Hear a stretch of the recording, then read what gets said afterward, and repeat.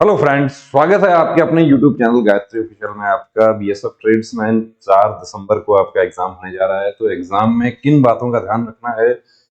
देखिए, सबसे पहले तो आप रात का ट्रैवल करके सेंटर पर पहुंचते हैं, वो गलती नहीं करना है। पहले दिन अपने सेंटर पर जाने की कोशिश करें। अपना जो भी एग्जामिनेशन सेंटर है उसको पहले दिन वहां सेंटर को देखने कि कहाँ पर सेंटर है, मैं कैसे वहां पहुंच सकता हूँ। क्योंकि नई जगह आप जाते हैं, वहां पर मॉर्निंग में बड़ी घबराहट रहती है। तो उससे बचने का एक ही तरीका है कि पहले दिन जाके अपना सेंटर देख लिया जाए।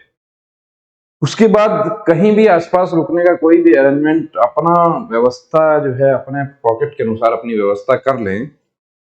अब देखिए, दूसरी बात यह है कि जिस दिन आपका एग्जाम होता है उस दिन किसी भी तरह की कोई बहसबाजी ऑटो वाले से, बस वाले से या किसी साथ में बैठी हुई सवारी से किसी तरह की कोई बहसबाजी नहीं करनी है। अपना दिमाग बिल्कुल ठंडा रखना है, कूल रखना है, कॉन्फिडेंस बनाए रखना है। अपना एडमिट कार्ड, आईडी जो भी उसमें लिखा हुआ है, प्रॉपर पेन वगैरह जो भी, यदि आप पेन नया खरीदते हैं तो उस पेन को भी पहले थोड़ा सा उससे कुछ राइटिंग का प्रैक्टिस करके, ये सब ओएमआर शीट जो है उसमें रोल नंबर वगैरह जो है वो किस तरीके से करना है, वो सब चीजों का विशेष ध्यान रखना है।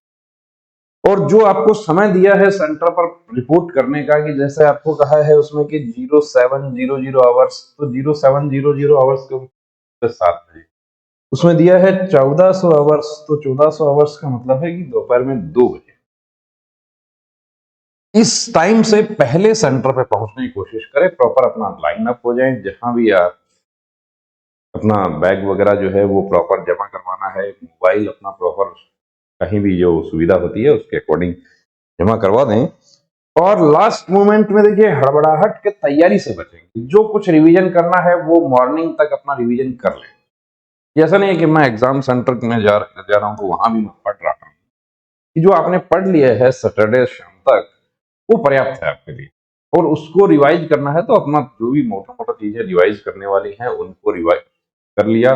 और उसके बाद कि अब मेरी तैयारी पूरी है, अपना आत्मविश्वास सबसे बड़ी बात है कि अपना कॉन्फिडेंस बनाए रखना। अब दूसरी बात ये आती है कि हम किस सीक्वेंस में सॉल्व करें। देखिए, आपका जो है पहला पार्ट जो है उसमें जीके होगा, उसके बाद रीजनिंग, फिर मैथ, और या मैथ रीजनिंग ऐसे हो सकता है। और लास्ट वाला पार्ट जो होता है वो लैंग्वेज वाला पार्ट होता है, यानी कि हिंदी या इंग्लिश जो भी आपने ऑप्ट करना है।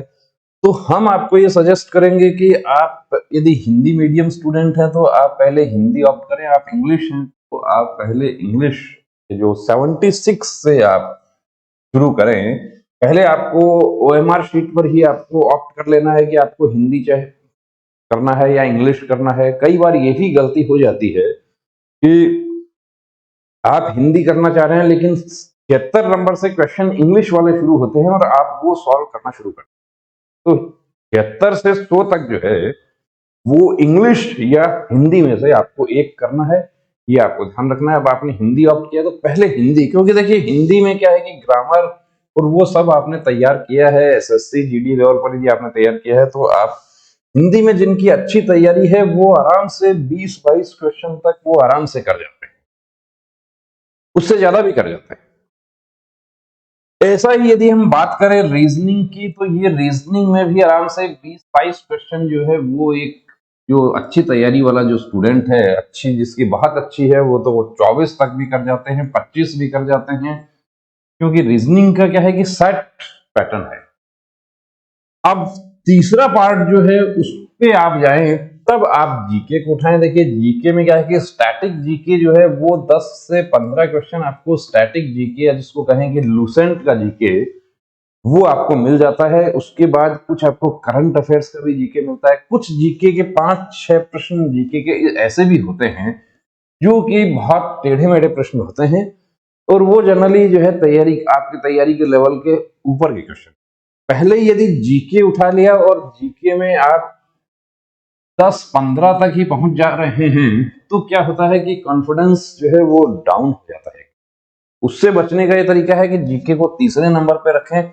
और ये सब जो है, इनमें जो आप समय बचाते हैं वो समय आपको मैथ में आपको काम आ जाएगा, और लास्ट मोमेंट में आप मैथ को, उसके बाद यदि समय बच जाता है तो फिर अपना जो भी क्वेश्चन बचा हुआ है उसको चेक कर लें। प्रश्न जो आता है आपके जहन में कि ओएमआर को कैसे फिल करें, तो ओएमआर का देखिए 1 to 10 रूल क्या कहता है। 1 to 10 रूल कहता है कि 1 से 10 तक क्वेश्चन आप पेपर पे टिक करें और उनको ओएमआर में फिल करना।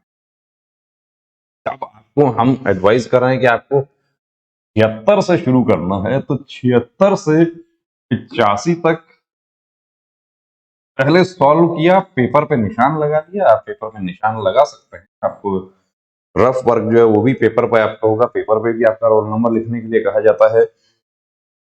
और उसके साथ साथ इनको 76, 77, 78 इस तरीके से जो ओएमआर जो है वो साथ साथ आप फिल करते रहें। उसका एक फायदा देखिए ये होगा कि एक तो आपको समय जो है वो मैनेज हो जाएगा। दूसरी बात क्या होता है कि जब आप पूरा 100 का 100 क्वेश्चन करने के बाद आप ओएमआर फिल करते हैं, तो वहां एक कॉमन मिस्टेक ये होती है कि जैसे आपको 76 नंबर क्वेश्चन आपने पेपर में नहीं किया, आपने पेपर में उसको खाली छोड़ा हुआ है, आप 77 को 76 में फिल कर लेते हैं। तो 77 में जो बी फिल करना था वो आपने क्या किया कि 76 में कर दिया। और एक बार यदि आपने गलत फिल कर दिया, इसको चाहे इस तरीके से करें या ऐसे क्रॉसिंग करें, कुछ भी करें, उस पर पेन रगड़े, उस पर नाखून रगड़े, ब्लेड रगड़े, कुछ भी करें, वो फिल हो गया, वो उसको छोड़ना ही बेहतर है। तो 1 to 10 यानी 10 क्वेश्चन आप पेपर में सॉल्व करें और 10 क्वेश्चन ओएमआर में फिल। ये साथ साथ आपका चलता रहेगा। जहां 50 आता है, आर्मी अग्निवीर में 50 आता है, तो वहां पर 1 से 5 तक का जो है वो तरीका सही रहता है कि 5 क्वेश्चन किया, 5 फिल कर लिया, फिर अगले 5 के 5 फिल कर लिया। तो उसमें जो बीच में ये जो डबलिंग करने वाला होता है वो नहीं होगा। दूसरी बात ये कि नेगेटिव नहीं है, बिल्कुल नेगेटिव नहीं है, कतई नेगेटिव नहीं है। तो नेगेटिव नहीं है, यदि नेगेटिव होता है तो नोटिफिकेशन में लिखा रहता है, और नेगेटिव होता है तो आपका जो ओएमआर शीट होती है उस पर भी लिखा रहता है। नेगेटिव नहीं है, नोटिफिकेशन में नेगेटिव के बारे में कुछ नहीं लिखा हुआ था।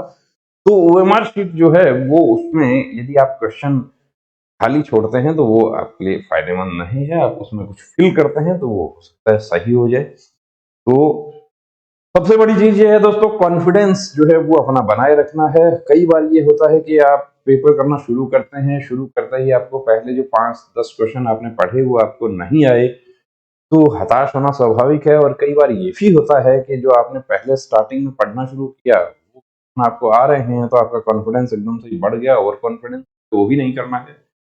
और दूसरी गलती, एक कॉमन मिस्टेक हमारे साथी करते हैं कि पेपर को पहले पढ़ना शुरू कर देते हैं। देखिए आपके पास में 120 मिनट है, 2 घंटे का जो समय है वो इतना ही समय है कि हर क्वेश्चन का मार्क्स जो है वो बांटा गया है, डिवाइड किया गया है। कुछ लेंथी क्वेश्चन होते हैं, जैसे रीजनिंग और मैथ की बात करें, कुछ छोटे क्वेश्चन होते हैं जिनको आप बिल्कुल सेकंड्स में हल कर सकते हैं। कुछ मैथ में भी जीके के क्वेश्चन आ जाते हैं जिसको कराएगी आपको यदि आंसर याद होता है। तो प्रश्न पढ़ने की गलती नहीं करना है, पहले ओएमआर वगैरह पूरा एंट्री पूरा प्रॉपर फिल करना है। जैसे ही आपको पेपर का शीट मिल जाता है और आपको ये बोला जाए कि आप सॉल्व करना शुरू कर दो, तो हिंदी या इंग्लिश जो है वो लैंग्वेज वाला पहले ऑप्ट करने को करें, और इसके अलावा आपने जैसा प्रैक्टिस किया है उसके अकॉर्डिंग आप सॉल्व करें। हमारे प्रैक्टिस पेपर से भी काफी कैंडिडेट्स जुड़े हुए हैं, तो लास्ट मोमेंट पे देखिए, आप यदि अपना तैयारी को बूस्टअप करना चाहते हैं तो आपके लिए कैप्सूल कोर्स जो है